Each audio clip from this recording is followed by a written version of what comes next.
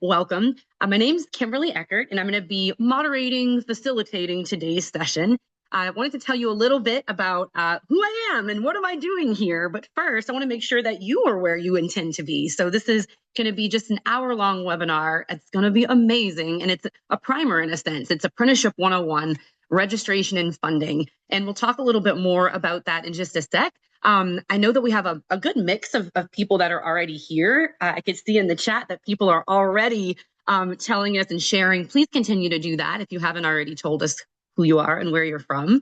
And just so you know, this particular webinar, it's actually more of a workshop. And wherever you are starting from, our goal is to make this process as clear and as actionable as it could possibly be for you, because every single person present, you're part of work that we're hoping you're a part of work that makes it more clear and actionable for so many people across the country. And so if there's anything we can do to make that better by the end, please let us know.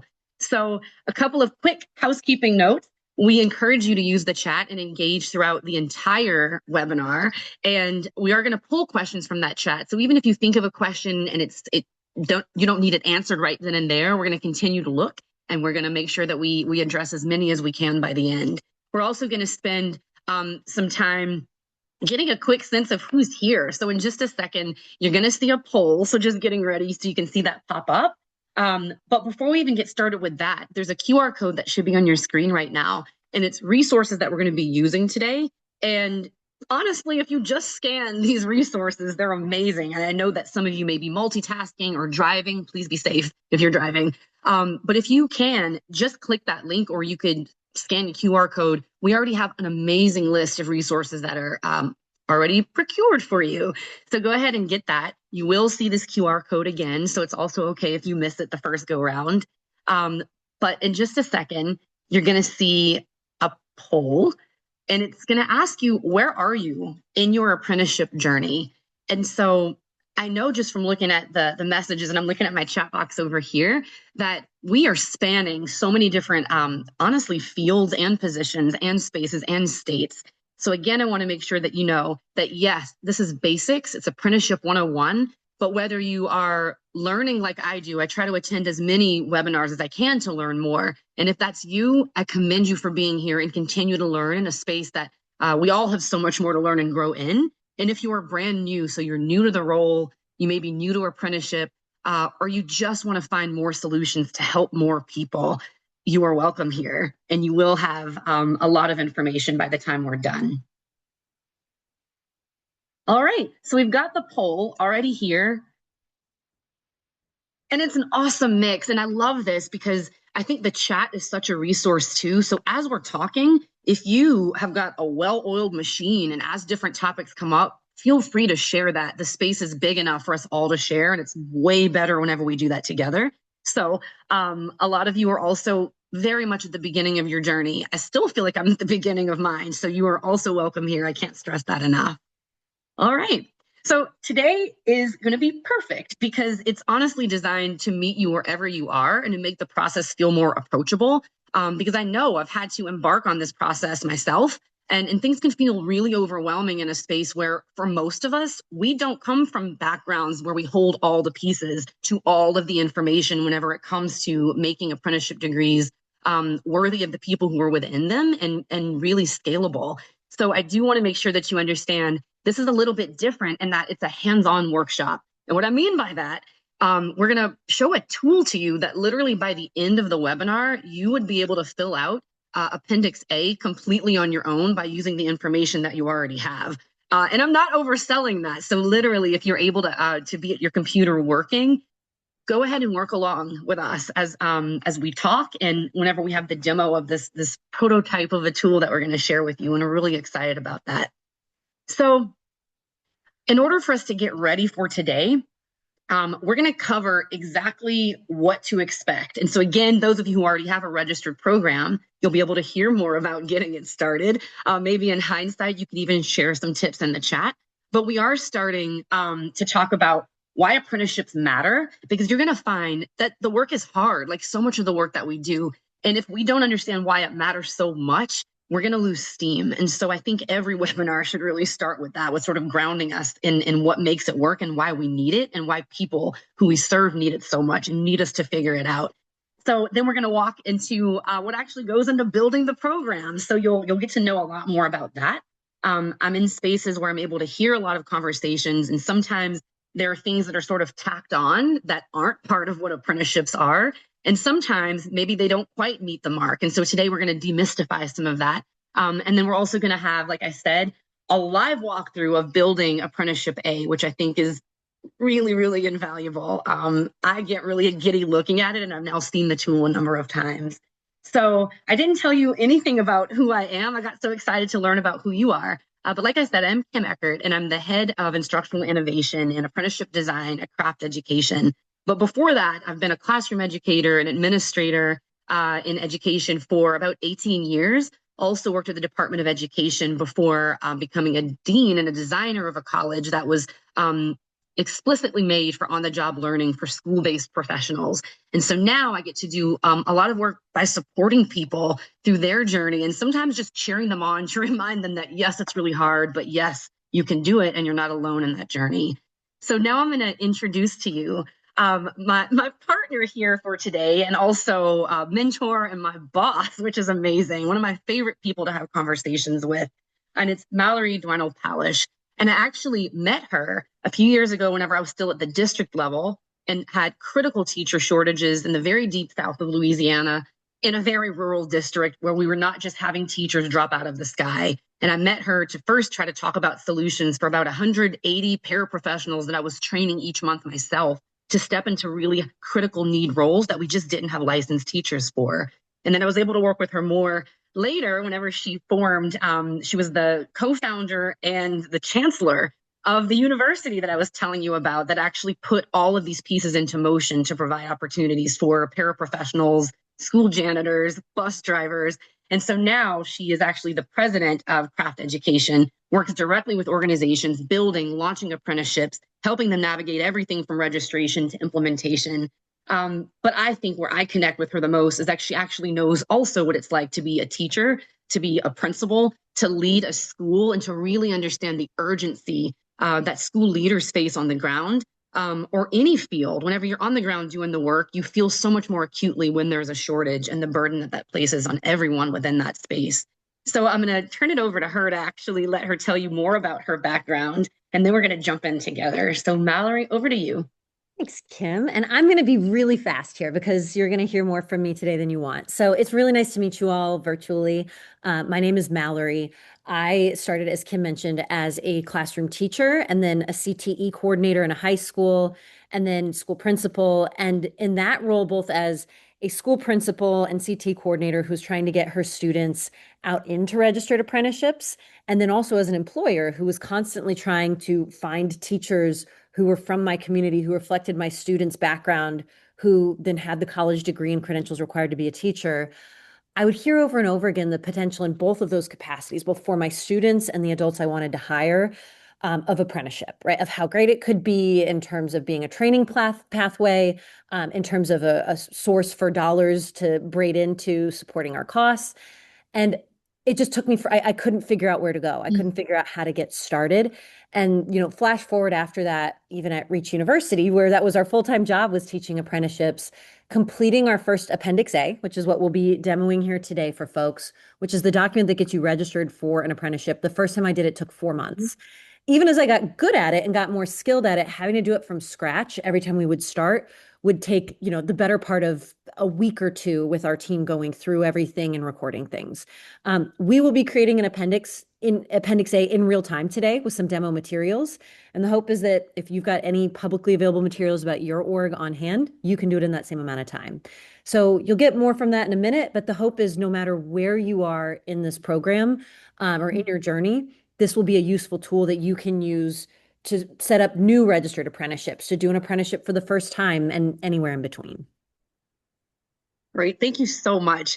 And I feel like anybody who has seen Appendix A before is already very excited. But it's also okay if you're wondering if we're talking about vestigial organs that humans don't really need, or if you're like, why does this one get its own very special name, pulled apart from all the other appendices that we see in documents? So it doesn't really matter where you fall. If you can, because we have some time before we get to the demo, if you're able to just get like the basic institutional information that from whatever space you are, whether it's workforce or higher ed, if you have that on a website, that's really all you're going to need to be able to play along and complete this whenever Mallory cues up the demo in a little bit. So I'm actually going to start with a question. And I think maybe we all know the answer to this. For me, it was very clear, again, working in a space working in Louisiana, I've never actually been either a student or a teacher or a leader in a district or a school that was fully staffed. So for me, trying to find other avenues for people to be able to enter the classroom as licensed teachers, there's nothing I wouldn't do, even now, because we still have a problem on our hands with teacher shortage. But for now that we've seen a few years of the effects and the impact and the possibility for so many fields, be it nursing, business, technology, Mallory, would you be able to just share from your perspective why apprenticeships are getting so much attention right now? Uh, yes, and it's because they are a win-win for both the person getting trained and for the organizations that they are going to become trainees and then employees for. So the thing to understand conceptually is what an apprenticeship is it is combining paid work with structured training to get someone through to a Mm. recognized credential for their field. And, we originally thought about this as being something for the skilled trades, and it's great for the skilled trades. However, I think people are looking around and realizing that anywhere you have a skilled labor vacancy that is really hard to fill through traditional channels, apprenticeships can be the exciting answer, right? So I see someone, Jose, put in the chat this idea of like community health workers. I'm seeing Mm. a lot of agencies turn their community health worker positions into apprenticeships that stack up into becoming a master's of social work or a licensed clinical social worker. We're seeing people, I see healthcare in there. We're seeing folks turn their CNA or PCT or medical assistant positions into apprenticeships that stack into an LVN or an LPN into a registered nurse. Childcare, a childcare worker stacking into early childhood educator or to K-12 teacher. The possibilities are really limitless here. So this is not just for the trades anymore. We're realizing that anywhere you have a workforce shortage, apprenticeships can be helpful. And that accessibility of an earn and learn pathway is so powerful in unlocking those opportunities for people who traditionally couldn't afford years out of the workforce to go through training, taking on debt through a student loan program, through a college degree or a boot camp or something else. This allows the talent that has always been there but couldn't access those less accessible pathways to find their way into the skilled professions where they're needed most. Thank you so much for that context. And even as you were talking, I was just thinking about how natural the utilization of apprenticeship period has always been historically. Some of the greatest structures on the planet were made by masters and apprentices. And I think that the trades have that's what they do, right? Had it right. And I think sometimes we've approached this in degree positions or careers in a way that's almost antithetical, where a lot of times learning for us doesn't happen until we're hands-on in the last year or like the last 6 months of a program. So I think it's really helpful to understand too, especially from what I've now seen, is that the opportunity to make pathways for employees that are already doing work to get better at their job today, right? Without having to wait for a really long time and thinking about the impact, even of the fields of the people that are represented within this webinar. The idea that each person that is already employed with us can get better, more highly skilled, more effective, more impactful in the job and the community. That's a really powerful thing. So you've already taken us through what a registered apprenticeship is. And that's really helpful because, like I said, because I get to work in so many spaces now, I hear a lot of things where I'm like, well, that's actually not a part of it. Or I have people saying that things that they already do or already have is a registered apprenticeship. But that's not the case in a lot of cases. To the flip of that, I think that most programs are already 90% of the way there. But maybe you can tell us a little bit about what makes up a program itself and what wraps around this, because we know with higher ed. So much of that is already a program. It is a program, but we also have spaces that are more organic, more grassroots, that are providing training. They're employing people. They have progressional wage increases, but they may not even see their program as something that could be apprenticeable. So would you be able to tell us just a little bit about what makes up a program itself for our purposes today? Absolutely. There are five components and there are three roles. And this is a really important part to listen into for folks who are new to this to determine like there are lots of earn and learn pathways that are high potential. And it doesn't always have to be an apprenticeship. To be an apprenticeship, it does have to have these five roles and these three Mhm. components. So to dive into those, first, it has to be paid every step of the way. This is not an internship. This is not an externship. This is not a job shadow. It has to be paid. The second piece is there has to be a wage progression. So if someone starts out making minimum wage and then they're getting skilled along the way, there should Mhm. be an increase in their wages. And you'll be asked that in your Appendix A of what the wage progression is throughout your training. The third component is there needs to be on-the-job learning. So the idea here of, again, what makes an apprenticeship is that you'll get, and I'll actually put three and four together. So related technical instruction and then on-the-job learning. So RTI is I'm getting trained for every 2,000 or so hours that someone's on the job. They should be getting 144 hours of related technical instruction. This can Mhm. occur off site, like at a college campus with a boot camp online. This can occur on the job, but there are like that needs to be accompanied, that 144 hours of related technical instruction with about 2,000 hours of on the job learning and work time. And then the fifth and final component is that it does have to confer a credential, right? If there's no credential on the other side of this, it is not an apprenticeship. The idea here is this is a structured paid pathway to get over the threshold of getting a certification, a degree, a credential of some kind that is required for a job. So those are the five components.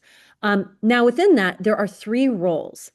To make this as confusing as possible, those three roles can be filled by one, two, or three organizations. So you can be one organization doing all three of these roles, or you can have three different organizations playing three different roles. But to go through them, the very Mhm. first one that is non-negotiable is an employer. Again, this is a paid structured pathway. The most often thing that I hear about as an example where people are close, but they can't become an apprenticeship are like boot camps where people train someone and then hope they go out and find employment. You have to begin for a registered apprenticeship with an employer saying, I'm trying to get people from A to B. The second role is the training provider. Now, if you're a school district, that training provider would be a credentialed educator prep provider, right? An EPP, a Mhm. training program. Sometimes employers are their own training providers, right? So if you've got an advanced manufacturing company that's training people in mechatronics, sometimes they're doing the training themselves and they're providing the credential. But that's that second role. If one is the employer, the second one is the group that's training them. The third role that again could be either of those first two groups or could be a third group altogether is the RAP sponsor, the Registered Mhm. Apprenticeship Program sponsor. This is the group that's responsible for basically the compliance and data management. So this is the group that creates the Appendix A, that submits forms like 671s, which we'll Mhm. touch on today, but not get into. Again, an employer can choose to be a RAP sponsor, a training provider can choose to be a RAP sponsor, or an employer and a training provider can work together with a RAP sponsor who's taking responsibility on their behalf for the reporting. But those are the three roles that you can have one group filling multiple seats, but all three of those roles have to be accounted for somewhere. All right. And I think so far it's actually pretty straightforward. And I don't think anybody should walk away thinking that they have to be all three, certainly. And I think that's where the importance of the partnerships and all the different voices that are actually on this webinar today come in, because very few of us have all the components of all the things, but there is someone who's doing that really well that would like to partner with you. So I did look in the chat and I wasn't going to until the very end. But there was a question there that I think is a really important one. And the question was just written as, how do you convince employers that this is advantageous to them? And I could tell you, for as many times as I've been asked that, I've also been asked, how do you convince higher education that this is advantageous to them? And what I can say is that I think where organizations get stuck, and we can take a look at that slide, it's a lot of information. And I think some of it's not knowing where to start. And you've already taken the first step here and trying to learn that and understand that like it's actually not a really easily accessible volume of information. Other reasons is that writing Appendix A from scratch can be pretty daunting, especially if you are not very aware of the program itself or what it might entail because you're not the RTI, and in this case, it's related training provider. Uncertainty about the requirements itself, and that most of all, the process feels really time consuming. Again, whenever we're on the ground and we're working and we're impacting people minute by minute, having one more thing on top can feel really, really overwhelming, right? And so sometimes it's not that people don't want to, it's because they don't know how. And I think that's the opportunity in this space that everybody understands that you don't have to be in charge to lead the work. All you have to do is decide that you want the work to happen. And I think that's the first step. There was a chat, there was something in the poll just asking, does this feel clearer now than it did before? And that's a quick pulse check. And it was really just about that, about the elements, about what goes into a program, what goes into an actual wrap. And hopefully, so far it is a little bit more clear than it was before.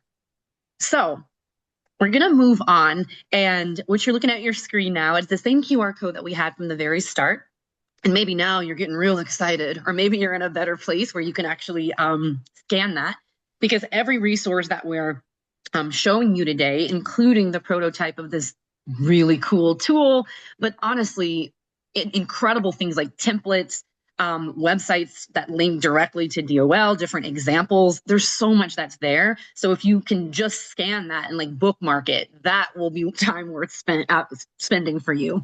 So we're going to move through, and now we're going to get to the really cool part. What does the process actually look like? Like, what documentation actually needs to be submitted to the Department of Labor? And so I'm going to ask Mallory this question as well, because again, we need to hear it as many times as possible. But once you actually see it, everything becomes a lot more clear. It's always dark before it's light. So could you shed some light for us on what the process looks like and what the Department of Labor actually needs in terms of documentation here? Absolutely. And as I dive in, so I have up on my screen the tab that Scott Smith from our team shared in the chat. That is also what you will get if you go to the QR code, and that I will put one more time. So it's at the very bottom of the chat thread. So hopefully everyone has a way of getting to the website screen in front of me. As I dive in here, the first thing I'm going to do before I actually give the demo here is I'm not responding to questions just yet because I know our team is putting this together, but there were two comments in the chat that were absolutely right. And I love that we have shared knowledge here, and I want to make sure folks saw.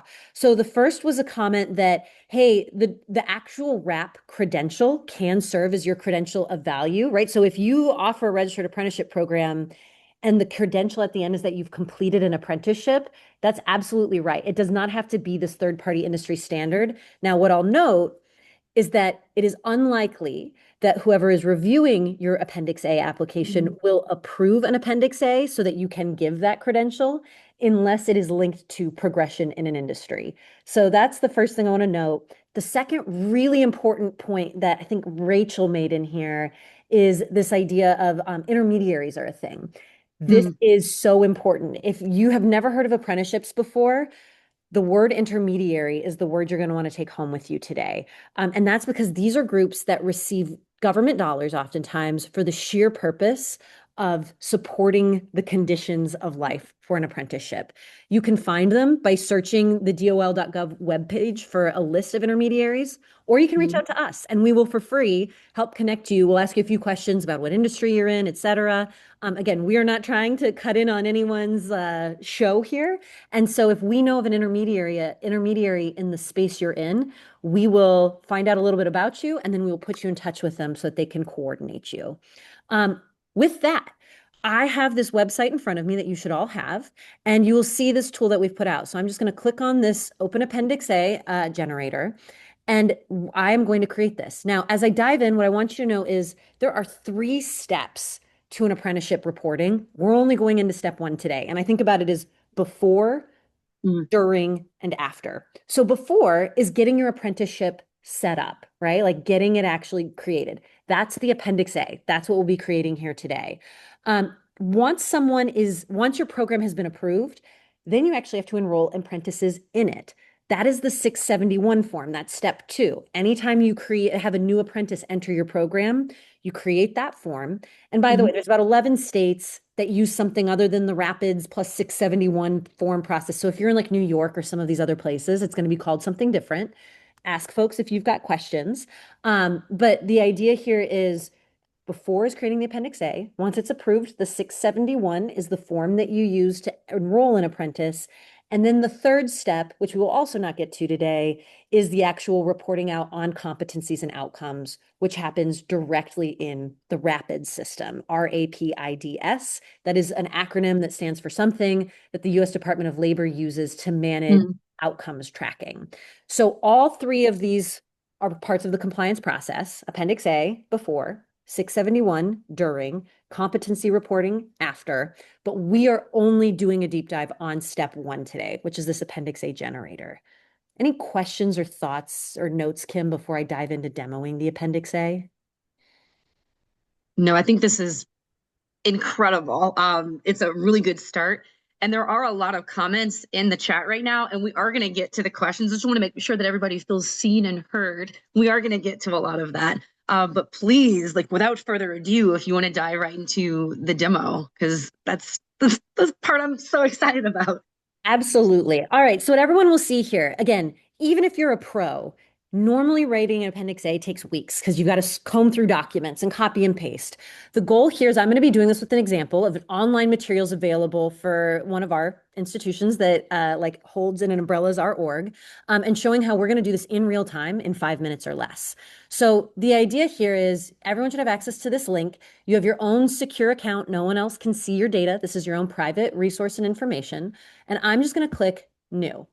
And now you can add as many resources as you want available about your program. So the more you put in, the more this tool can create a tailored, specific application for you. I'm going to WGU's education, early elementary education program, with the idea here of they're going to try to create a teacher apprenticeship. I'm just linking their public program guidebook that lists their courses, scope and sequence, requirements for graduation, and I'm going to put that in there as a URL.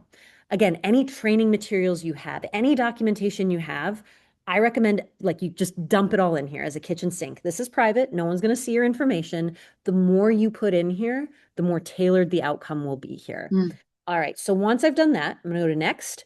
And now the next thing I need is the occupation title. I would recommend you just put in the most generic version possible. I'm going to go K-12 teacher. The strategic reason for that, and by the way, I'm just going to autofill using AI. The strategic reason for that is you need a registered apprenticeship program by ONET code. And so let's say you're going to do an elementary teacher, a special education teacher, a science teacher, a math teacher. I think of the RAP, the Registered Apprenticeship Program Appendix A, as the floor, not the ceiling. It is like Mm. all of those are versions of K-12 teachers. I'm not saying my training for them is going to be exactly the same. I'm saying that when I report to the Department of Labor, I want the easiest, most versatile threshold for reporting. So I'm going to pick the most generic title so that I only have to do one report across all of those, and I don't have to do 20 reports for 20 different kinds of teachers. I used this autofill using AI to come up with the summary. WGU is competency based, and I am going to also have this auto generate a like AI, the Mm. estimated program length based on what's in this program scope and sequence.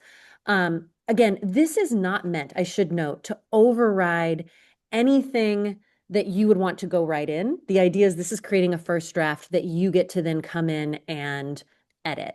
This said 8,000 hours. I really don't recommend having an apprenticeship be above 2,000 hours. You don't get credit for being harder or longer. So I'm going to cut it back down to 2,000. I'm going to go next.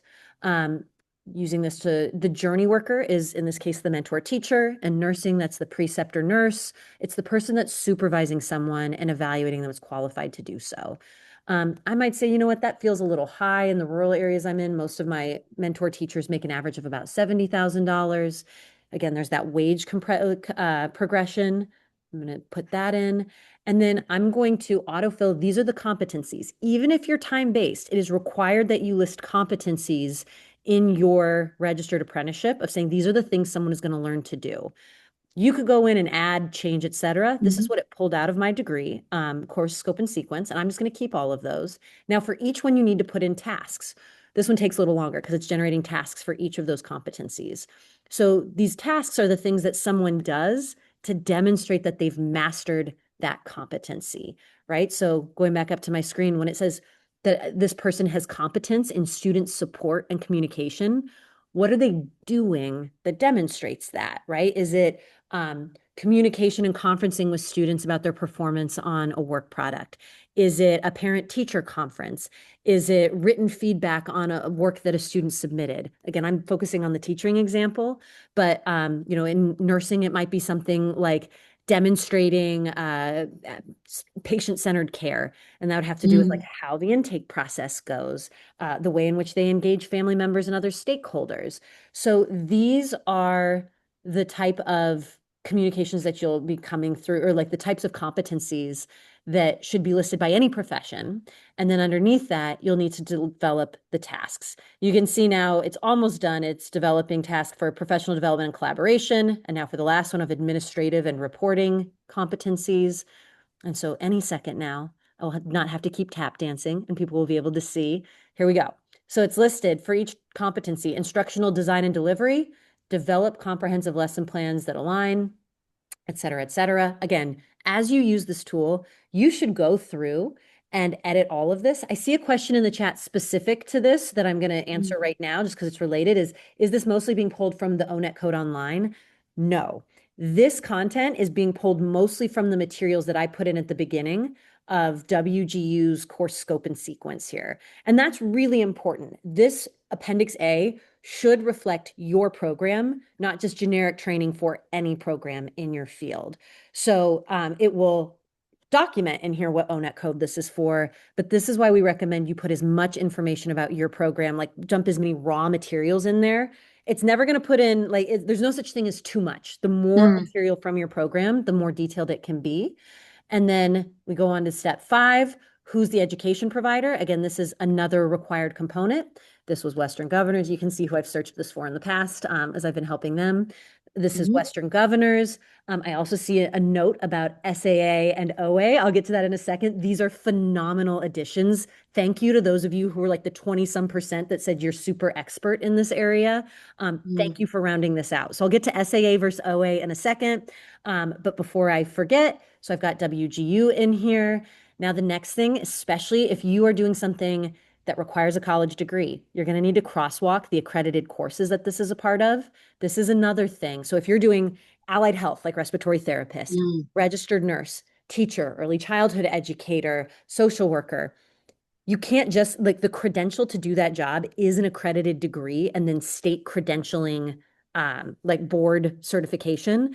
And so this is one of the areas that the Appendix A generator here can help those groups save a ton of time with, because to prove that you're giving them the necessary credential of value, you have to go in and put in your specific coursework. While it generates this, I'm going to go back really quickly to the SAA versus OA. These are about a 50-50 split. Now, slightly more than half of states, I think it's 27 to 24 if you count DC in the 51. 27 states, I believe, are now SAA, 24 are OA. This is who is approving your permission to be a registered apprenticeship program. Is it the federal government, in which case you're in an OA state, or is it your state who set up their own SAA, stands for State Apprenticeship Agency, and the state of Colorado or the state of Arkansas or the state of New York is saying, yes, you can be an approved apprenticeship program. As someone noted in here, there are 11 of the 27 that are SAA states, Mm. 11 of them have decided they don't want to use the government system for data collection and reporting. That's called RAPIDS. So 11 states have their own system. Like in New York, I don't know its official name, but the forms you'll fill out will be like the AT 401 instead of a 671. Again, if this is all new information for you, find an intermediary, find a RAP sponsor, find someone to help you navigate this, because these are important distinctions, but it's not your job to have to internalize all of them. Or you can just Mm. call us and we'll let you know. Anyways, coming back to this, we now have all of the courses uploaded. And again, what's important to know, I put my scope and sequence in here. So my courses are listed specifically that will count towards my related technical instruction programming. That is critical to getting your Appendix A approved, is it has to be your specific content, not just content in general that any teacher in any program would get used. Thank you, Michael, for putting in there what RAPID stands for. It's the Registered Apprenticeship Partners Information Data System. So that is RAPIDS, and that is the system that your Appendix A, you submit, to add more acronym soup here, to someone called your ATR, your Apprenticeship Training Representative for an OA state or the equivalent in an SAA state. You are not working in Rapids before then, right? Like you submit this to a human, they review it, they approve you, and then you are given a Rapids account. Francine, thank you. California gets to be its own thing. It lives neither here nor there. That is true. So I think they technically call themselves an SAA, and no one would recognize what the hell it is that they are. So the idea here is you submit your Appendix A to a human whose title is an ATR, an Apprenticeship Training Representative. Once they approve you, you get access to Rapids, where then you do the two other bodies of work that we are not doing, that we are not doing here today, which is enrolling people in a 671 and then doing, other work with reporting on the back end. Now on step 6 of 7, the last step is my Appendix A. So I talked too long. When I recorded this as a video, it took 4.5 minutes. This one took a little bit longer, but we now have a PDF of an Appendix A that I can go through and share with folks. If I need to go edit it, I can, but I'm just going to pull it up here so that everyone can see what I've got. So this is an Appendix A now with my specific content from my steps populated. So you'll see this has my particular content and information that I went through, I edited, my coursework, and all the components needed such that it should, assuming I had the 5 components and the 3 roles designated earlier, it should get approved by my ATR, whether I'm an SAA or an OA state. Kim, I'll stop meandering. Back to you. I love the meander and I love the song. I love the playbook. And I think that for anyone who's taken a look at Appendix A before, it's why we're so appreciative to be able to see it here. It actually makes me think of 2 different things. Number one, this really quickly, where that process took 4 months and a team, right, poring over it whenever we first gave it a try. This is something tangible that you could actually submit once you go back and make sure it's where you need it to be, or at least use it to start a conversation with a sponsor. But I think like any tool, once you get the heavy parts out of the way, it can actually help enhance what you're doing, because you may not have all the answers yet, but if you're trying to look at 400 fields, it's hard to think about wage progression or who you need to talk to about that. Or it's hard to think about the competencies or the on-the-job learning whenever you're like, but I have to put in and copy paste 100 courses. So thank you so much for sharing that. And I just think about the mental load that it gives back to so many of us who are in the design space, where we can kind of get to the business of designing and implementing and connecting people to the pathways. That's so right. we're gonna move through. I'm still just so excited that this exists, and I'm gonna try to deal with that excitement so that I can actually function and move on. But once a program is structured like this, the next question that we hear almost immediately is, how do we actually pay for it? And this is a question that I don't think we thought enough of in the very beginning, because once someone actually goes through the work of completing Appendix A, I think sometimes we're under the impression that it'll unlock the flow instantly of all the dollars and all will be well. And I wish that was the case, but it's not. So Mallory, would you be able to walk us through how do we actually pay for this, or how does funding typically work once you submit Appendix A? Absolutely. So here's what it's not. And I actually like to be very upfront with this with folks, because I, as a former employer, had this idea of set up registered apprenticeship, get money for apprentices. And I was very frustrated when I went through the whole process of navigating out in the wilderness. What is an apprenticeship? What is this thing called Appendix A? How do I fill out a good one? And get it submitted. 6 months have come and gone by the time I'm there. I get it approved. I'm so excited. And I turn around and say, great, I have apprentices, send me money.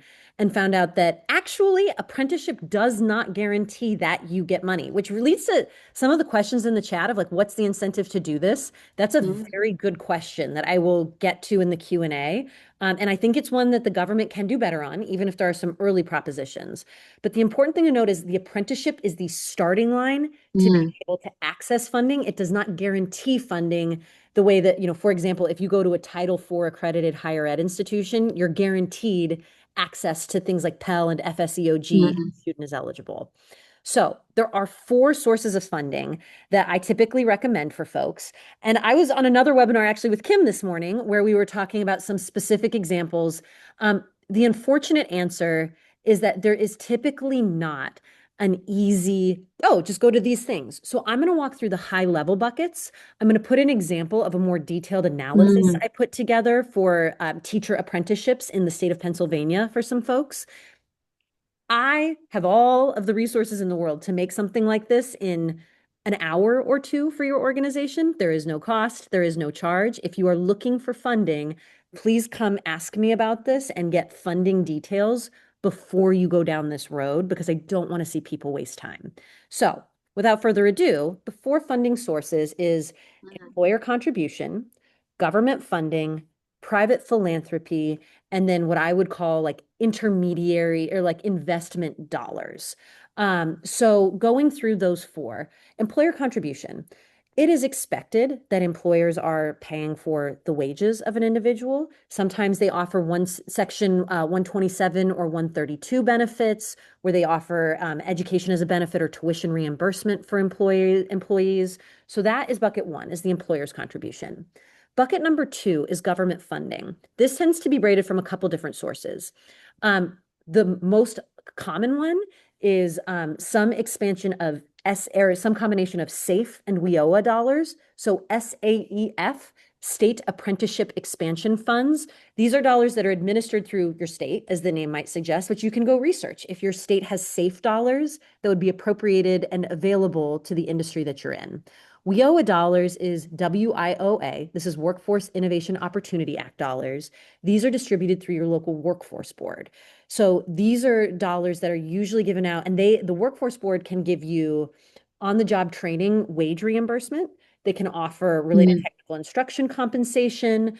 They can offer all sorts of offsets. I usually tell groups to not expect between SAFE and WIOA, to not expect ever really like sometimes you get more than $10,000 per apprentice, but you're really lucky. And usually it's closer to about $5,000 per apprentice from the Mhm. second government source. That number then goes up. The second thing I would say with government dollars, if you are doing a training program that requires a college degree. So a registered nurse, someone going through that program is also eligible for Pell dollars and FSEOG dollars and any other Title IV programs that a higher ed partner would receive. So that's bucket two. Bucket three is private philanthropy.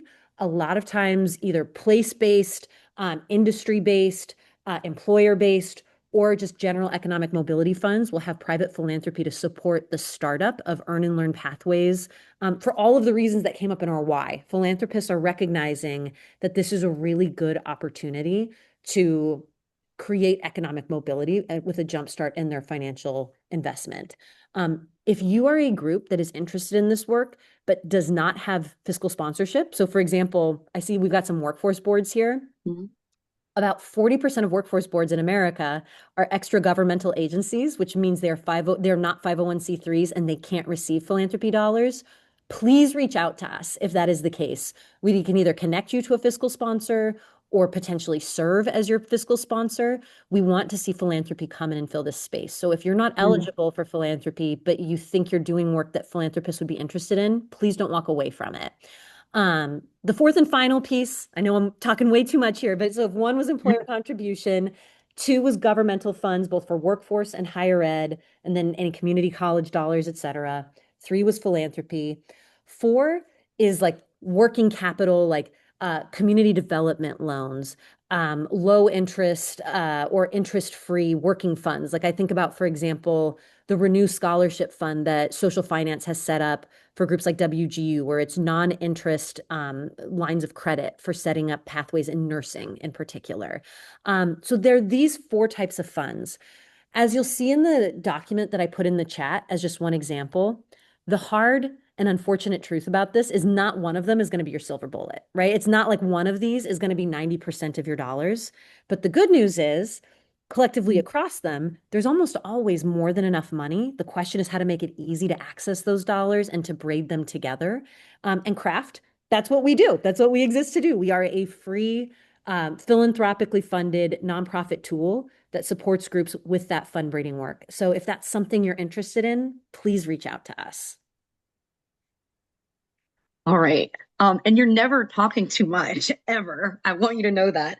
Thank you so much. We're actually doing so good on time. And we're trying to keep up with everything in the chat. And do know, like we're also talking in the chat that we're going to answer as many questions as we can. But this is the beginning of a beautiful friendship. If you'd like it, we will still be reaching out to give any resources or support. And you certainly know where to find us.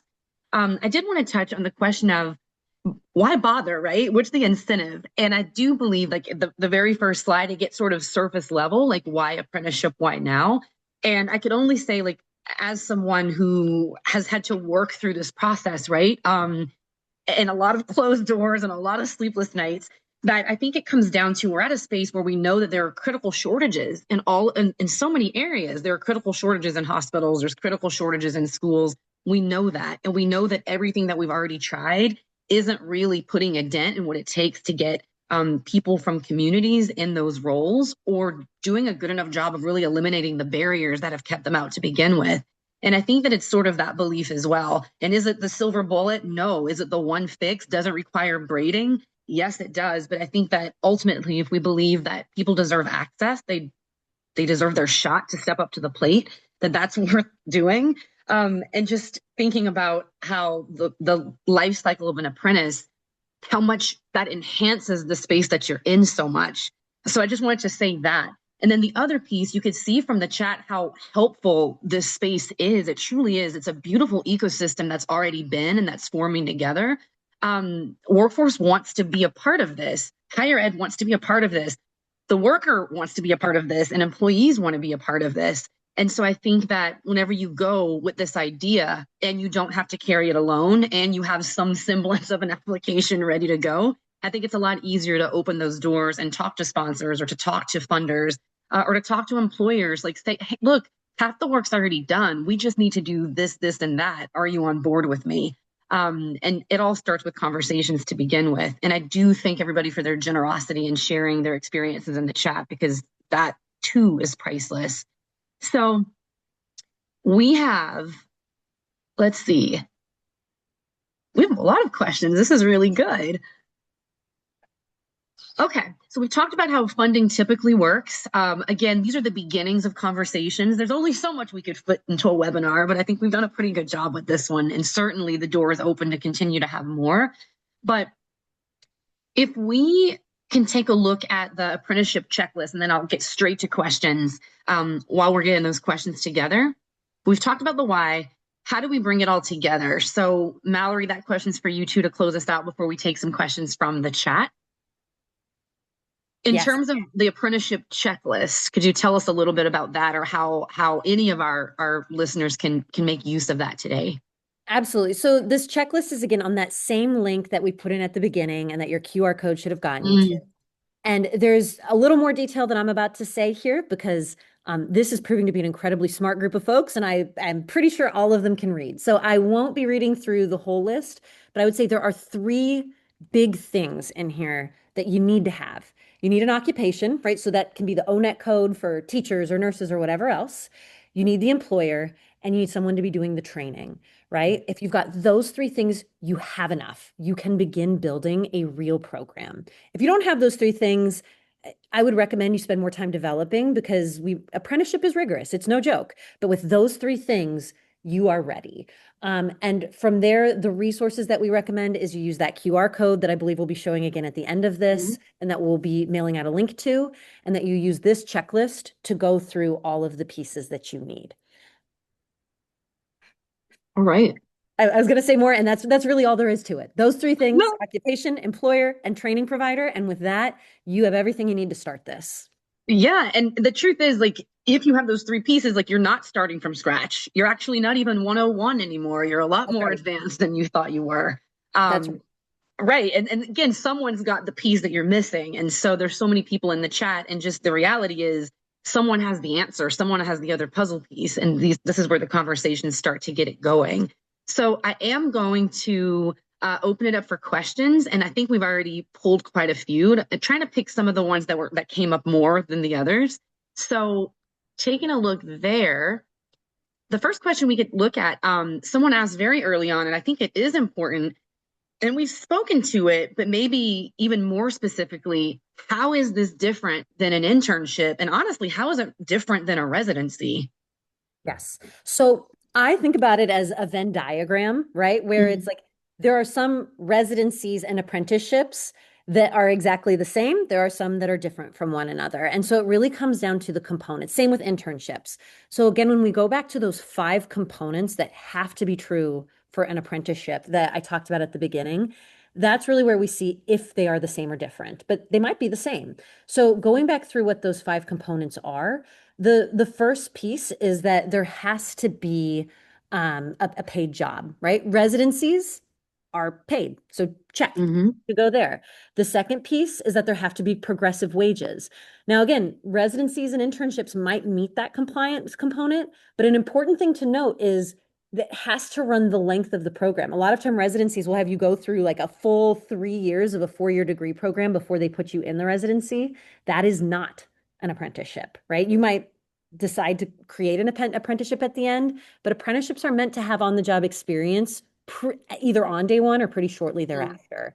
The other thing that's really important is that there be a credential of value. Again, most residencies have that. A lot of times internships don't.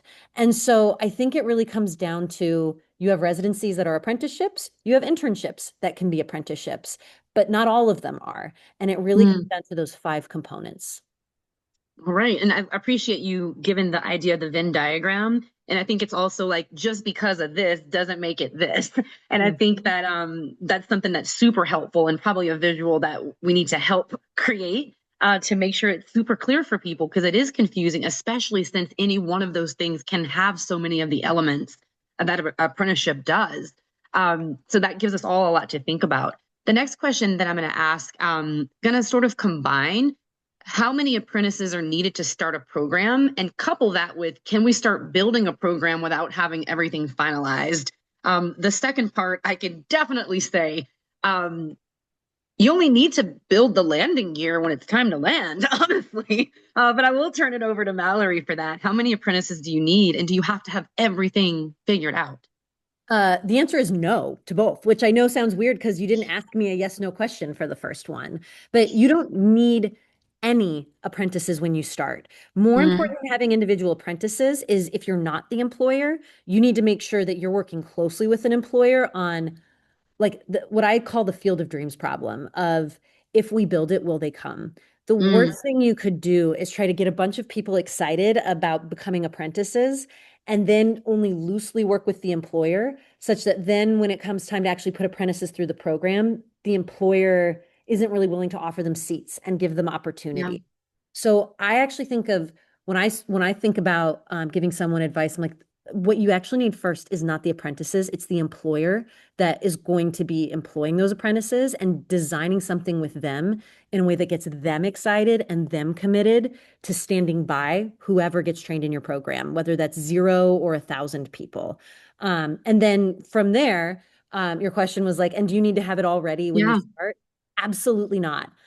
This iterative improvement is going to be the name of this game. That's true for any training and learning. So again, if you have those Mm, three components, occupation, employer, and training provider, you've yeah. got enough to at least get started and to start learning on this journey. You shouldn't have it all when you start. Like that won't happen.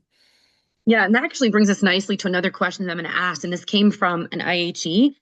Do we need an employer before we start? And so I'll weigh on it first, and then I'm going to hand it over to you. So again, the question is, do we need an employer before we start? What I can say is, from my perspective, I'm in higher ed now, but as someone who was literally on the ground for 18 years, the better question is, why wouldn't you have the employer whenever you start? I think for so long there's been a mismatch in like the market fit. Now that I'm learning those phrases as well. I'll give you the best experience I know. I was an instructional coach for 13 years, and I remember very distinctly graduates from a particular institution. They were very good with research, very, very good with research, but we needed teachers who were sort of ready to teach day one. And so there was a mismatch in the market fit there. And so we had to spend a lot of time onboarding with coaching to get those teachers from that particular space ready to go. So I think it's brilliant partnership. And again, a way for you not to have to take all the lift on your own whenever you're in full communication with employers. Even if it's some that you're not already used to working with, it might be that it's a place that you're not used to making placements with, but it's a place that needs you and that desperately wants to be able to work with you. So I would say just to inform your program and to have that type of eye to eye, it's so critical to have the employer involved from the start. Because at the end of the day, it's going to be their community and their students that are impacted by everything that you do or don't do in that training that starts day one and not necessarily at the end of the program. But Mallory, what are your thoughts there in terms of incorporating the employer? This is the thing that makes an apprenticeship is that it is an employer-driven program, which is Mm, why I say like apprenticeships aren't all like it's not the only right way to do earn and learn. There are lots of groups out there that might decide like, hey, we're really committed to earn and learn pathways, but we want to be the driver, and that's a-okay. That's great. An apprenticeship, mm, its hallmark is that it is built with the employer, and really with the employer as the pilot or the co-pilot. And so it's mm. hard to have an apprenticeship without at least one of your potential employers at the table designing it with you. All right. Thank you so much. And I'm going to try because I'm just ambitious. I'm going to try to squeeze in two more questions, and it's really you doing the work. So I'm going to ask them both. When we track apprenticeship progress, what kind of records do we need to keep? And I should have asked this one first, but if we use this tool, do you still need to submit the information to the Department of Labor and Rapids? Yes. And by the way, I also saw questions around like how do you make sure that the right content from your materials makes it into this? So for example, Paul, I saw in the Mm, chat asking like, hey, if you need to meet local teacher licensure requirements, how do you make sure that happens? Go upload your state's teacher licensure requirements as one of the documents in the chat. mm, The more you kitchen sink this, the more tailored it will be. Now, from there, once you've created that document, this does not in any way replace the Department of Labor or the ATR or anything else. This is meant to just be a tool that helps you create a first draft that you can edit and respond to before you send it off to those partners, right? So before you send it off to your ATR for them to approve, once it's approved and you're given a mm. Rapids account, you will then need to use Rapids just like anyone else. So this tool, first of all, I should note, is a beta prototype that will be free, it will always be free. And if you find bugs, let us know because just because it's a free tool doesn't mean it needs to be a bad tool, right? It's the saying of scrappy, not crappy. And so if you find anything in it that we can make better, let us know. But once you've used this tool, you then use it to begin the process. It does not replace the process with DOL. All right. Thank you so much. And I said this earlier, but this is the beginning of conversation. So if we didn't get to your question, which I'm sure we didn't, there were so many good ones. Please reach out, and we are going to be sending a lot of this out, including some more responses. So our goal is to really take something that made a complicated thing and make it feel really doable. So thank you so much, Mallory, for sharing like boundlessly from everything that you've learned and created in the work of the teams that you've gathered. And then thank you everybody for being here today. You had 1 hour of your time and you could have spent it anywhere, and you spent it here sharing and learning. So thank you so much for that. Before we wrap, I wanted to make sure you know a couple of very quick next steps. You're going to be receiving a recording, so that is confirmed. So, and all of the resources, if you didn't happen to scan your QR code, we are going to send that out. You're going to have tools, access to the tool, access to everything we walked through today. And then you should be able to see our email there that if you have any more questions, and as Mallory said, we are a nonprofit. We're here to help.